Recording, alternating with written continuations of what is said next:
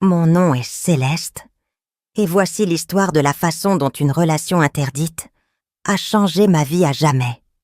Je suis une femme de 28 ans, aux cheveux châtain clair tombant en douces vagues sur mes épaules, et des yeux d'un ton vert grisâtre qui, selon ce qu'on m'a dit, reflètent un mélange de curiosité et de mélancolie. Je vis dans un petit village de la campagne française, où je travaille comme bibliothécaire. Ma vie a été tranquille, presque monotone, jusqu'à ce que tout change à cause de ma relation avec le père Mathieu, le prêtre de la paroisse de Saint-Étienne. Je n'aurais jamais imaginé me retrouver impliquée dans quelque chose d'aussi complexe, rempli de contradictions et d'émotions intenses. Je me suis toujours considérée comme une personne prudente, quelqu'un qui suivait les règles et vivait dans les limites de ce que la société considérait comme acceptable. Pourtant, le cœur ne comprend ni les règles, ni les conventions sociales, et parfois, il nous mène sur des chemins que nous n'aurions jamais imaginés. Voici l'histoire de la façon dont je me suis impliquée sentimentalement et personnellement avec le père Mathieu, et comment cette relation a marqué un avant et un après dans mon existence. Le père Mathieu est un homme de 40 ans, avec une présence sereine et une voix chaleureuse qui semble envelopper tous ceux qui l'écoutent. Il a les cheveux châtains, avec quelques cheveux blancs prématurés, et ses yeux bleus transmettent un mélange de bonté et de profondeur. Mathieu est grand, de constitution mince mais forte, et il porte avec lui une aura d'autorité, qui se combine avec une humilité authentique. Avant de devenir prêtre, il a étudié la philosophie et la théologie, et son amour pour la connaissance se reflète dans sa manière de parler et d'interagir avec les autres. C'est un homme de foi, mais aussi de doute, ce qui le rend plus humain, plus proche. Moi, Céleste, je suis une femme qui a toujours cherché refuge dans les livres. Mon travail de bibliothécaire me permet de m'immerger dans des histoires étrangères, tout en évitant d'affronter les miennes. Je vis seule dans une petite maison près de l'église, et mes journées se passent entre des étagères remplies de livres, des promenades dans les champs et des messes dominicales. Bien que j'aie des amis dans le village, mon cercle est restreint, et je préfère la compagnie d'un bon livre aux foules. Cependant, il y a quelque chose chez Mathieu qui me fait me sentir vivante d'une manière que je n'avais jamais expérimentée auparavant. Peut-être est-ce la façon dont il me regarde, comme s'il me voyait vraiment, ou la manière dont ses paroles semblent résonner au plus profond de mon être. Notre relation a commencé de manière innocente, avec des conversations sur les livres et la philosophie après les messes. Peu à peu, ces conversations sont devenues plus personnelles, et j'ai commencé à sentir qu'il y avait quelque chose de plus entre nous. Quelque chose que je ne pouvais pas définir mais qui me faisait me sentir vivante, d'une manière que je n'avais jamais ressentie auparavant. Mathieu me faisait rire, me faisait réfléchir, et surtout, il me faisait sentir que je n'étais pas seule. Cependant, je savais aussi que notre relation était impossible. Mathieu était un homme de foi, un prêtre qui avait dédié sa vie à servir les autres.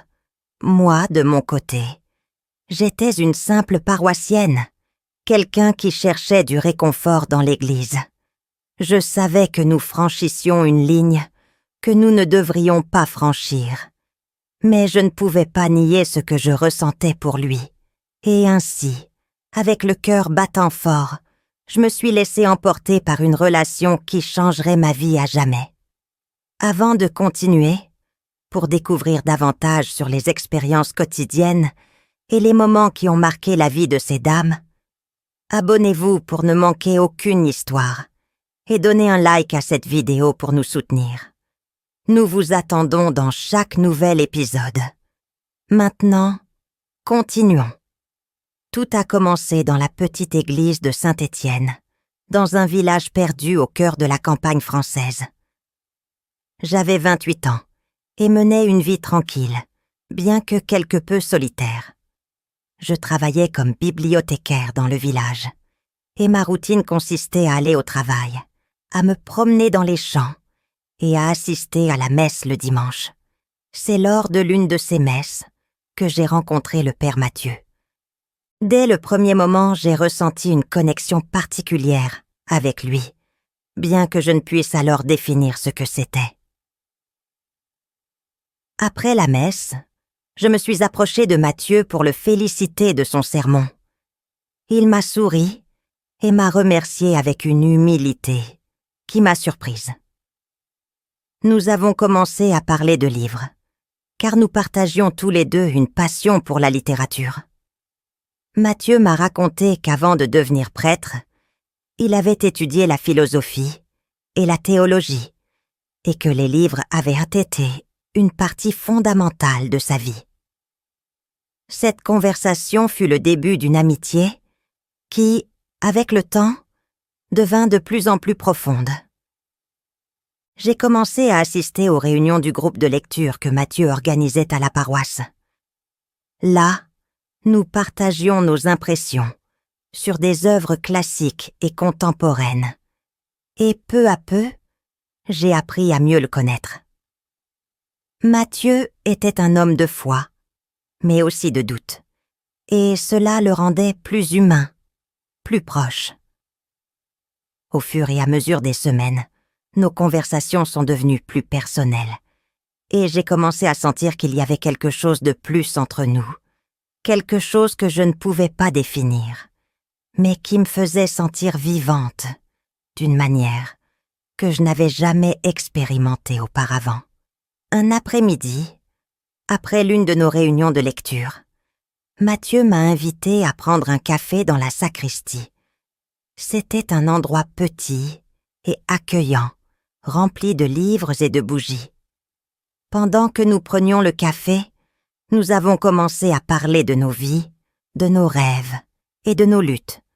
Mathieu m'a confié que bien qu'il aimait sa vocation, il se sentait parfois seul et accablé par les attentes des autres à son égard.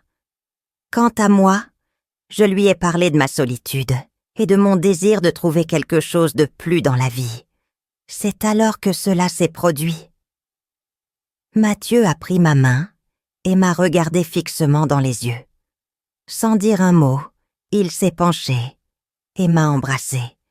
Ce fut un baiser doux mais plein de passion, et bien que je savais que c'était mal, je n'ai pas pu m'empêcher de répondre. À ce moment-là, j'ai su que notre relation ne serait plus jamais la même. À partir de ce jour, Mathieu et moi avons commencé une relation secrète. Nous savions que c'était incorrect, que nous franchissions une ligne que nous ne devrions pas franchir. Mais nous ne pouvions pas nier ce que nous ressentions l'un pour l'autre. Nous nous voyions en cachette, dans la sacristie, ou lors de promenades dans les champs, quand nous étions sûrs que personne ne nous verrait. Chaque moment passé ensemble était intense et plein de passion, mais aussi chargé de culpabilité et de peur. Cependant, maintenir notre relation secrète n'était pas facile. Nous vivions dans un petit village où tout le monde se connaissait et la moindre négligence pouvait nous trahir.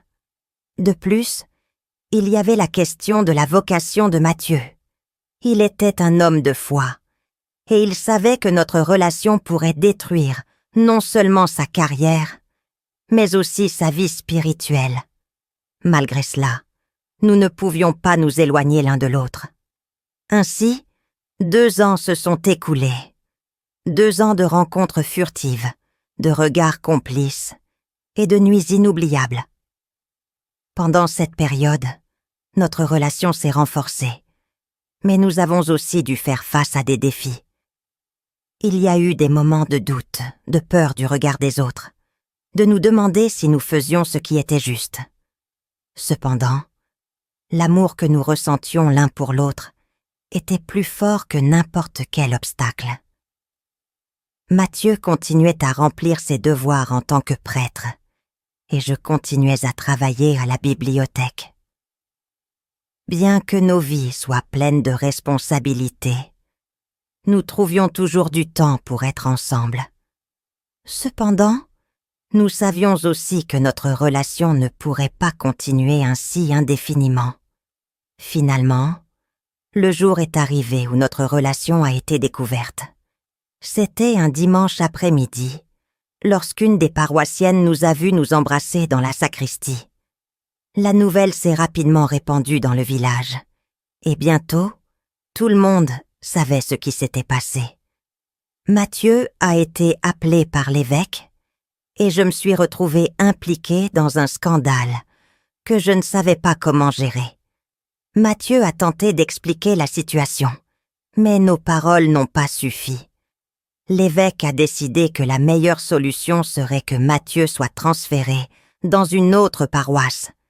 Et bien que cela ait été douloureux, nous savions que c'était la bonne décision.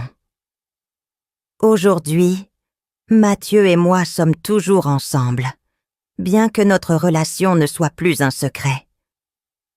Nous avons appris à affronter les défis ensemble, et bien que ce ne fut pas facile, nous avons réussi à construire une vie commune. Parfois, lorsque je regarde en arrière, je n'arrive pas à croire comment quelque chose qui a commencé comme une amitié s'est transformé en une relation aussi intense et profonde. Mais je suis reconnaissante pour chaque moment, pour chaque rire, pour chaque larme, et pour l'amour que nous avons construit au fil des ans. Ainsi se termine ce récit intéressant. Nous espérons que vous avez apprécié chaque mot de cette histoire. N'oubliez pas de vous abonner à notre chaîne et de partager cette vidéo. Merci de nous avoir regardés et à bientôt!